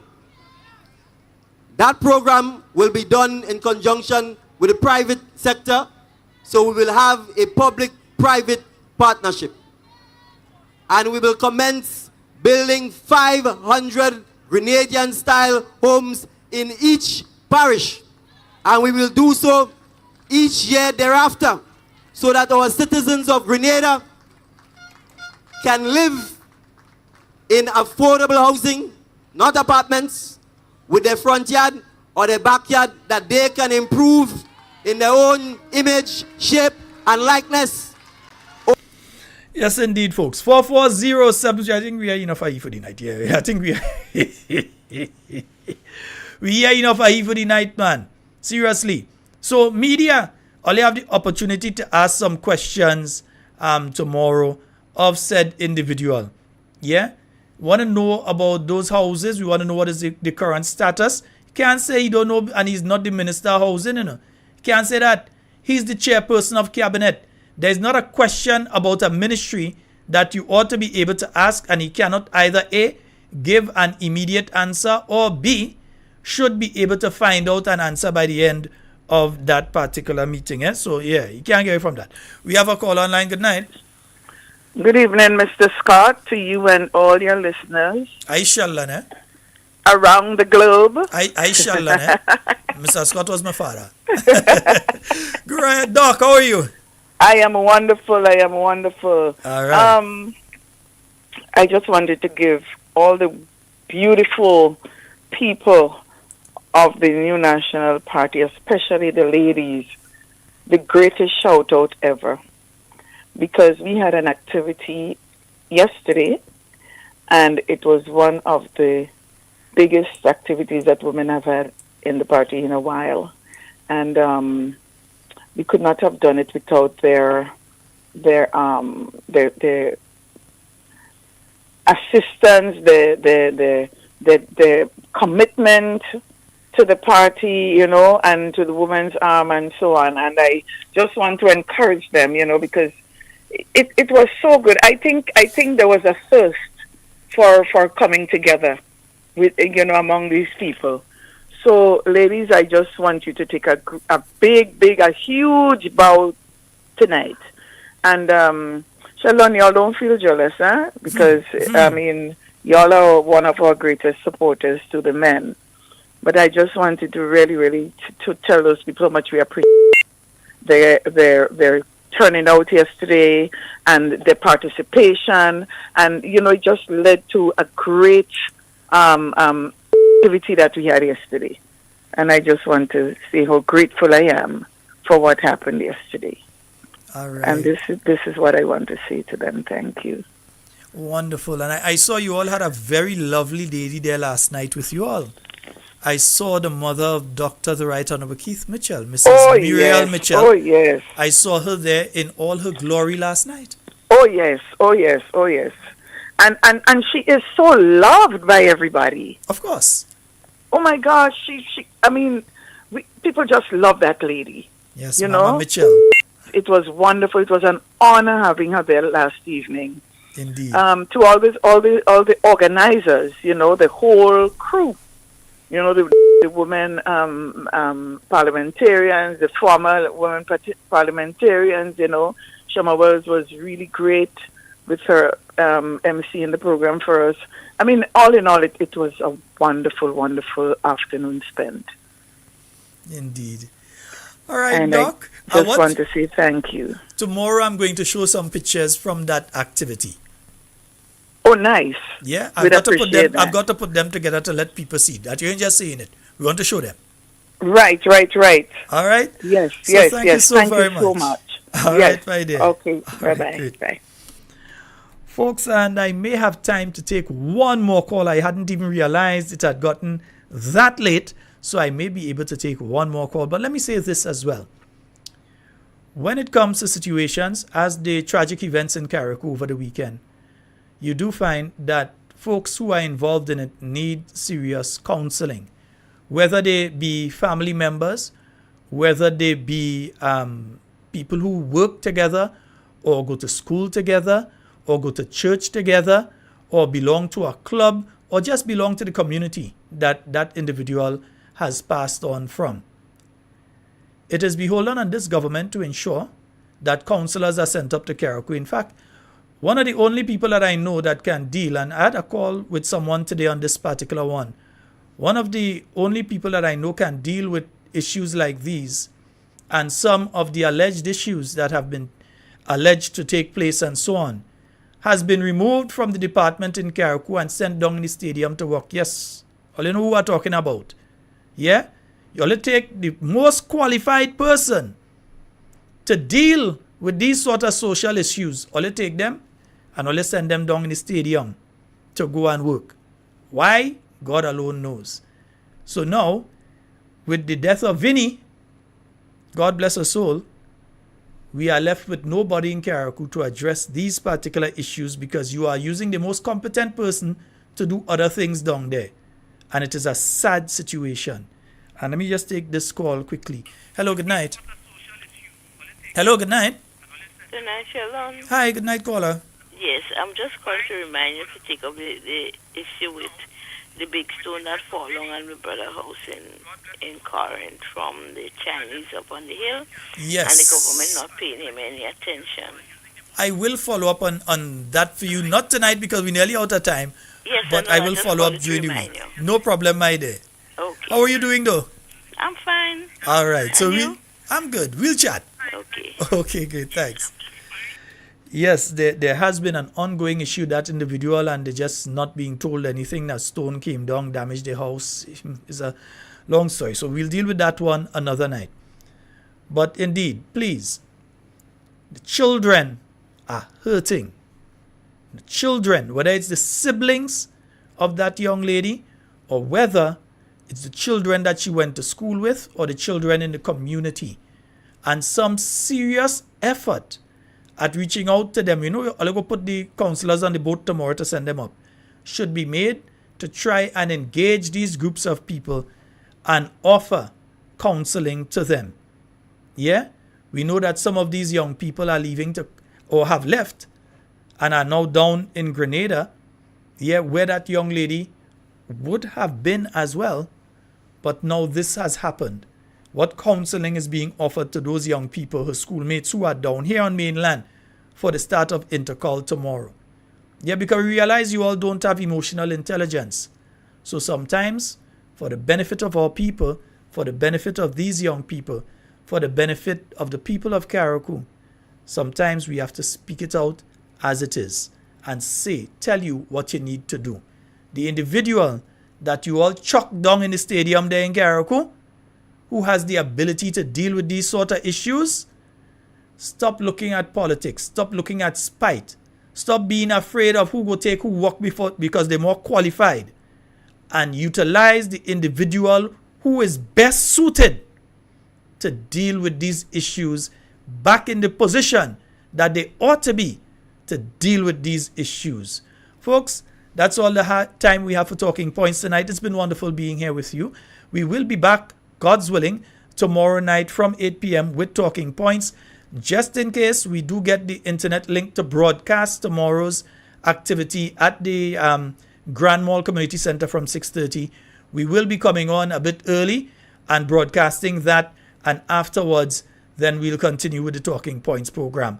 But we'll attempt to bring from 6:30 tomorrow, we'll attempt to sign in and bring that program to you, that session to you at the Grand Mall Community Center tomorrow night.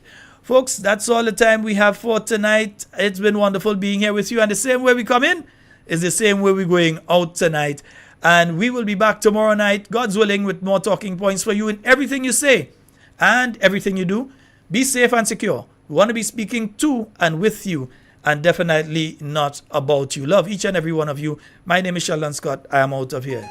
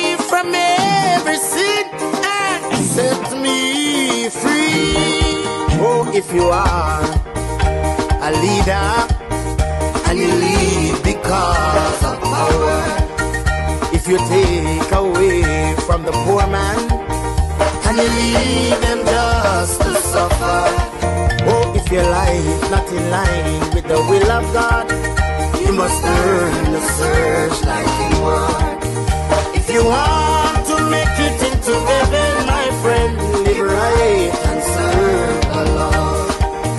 If you are a leader and you lead because of power, if you take away from the poor man and you leave them just to suffer, oh, if your life not in line with the will of God, you must learn the searchlight inward. If you want to make it into heaven, my friend, live right and serve the Lord. Oh, if you are a leader and you lead because of power, if you take away from the poor man and you leave them just to suffer, oh, if your life not in line with the will of God, you better serve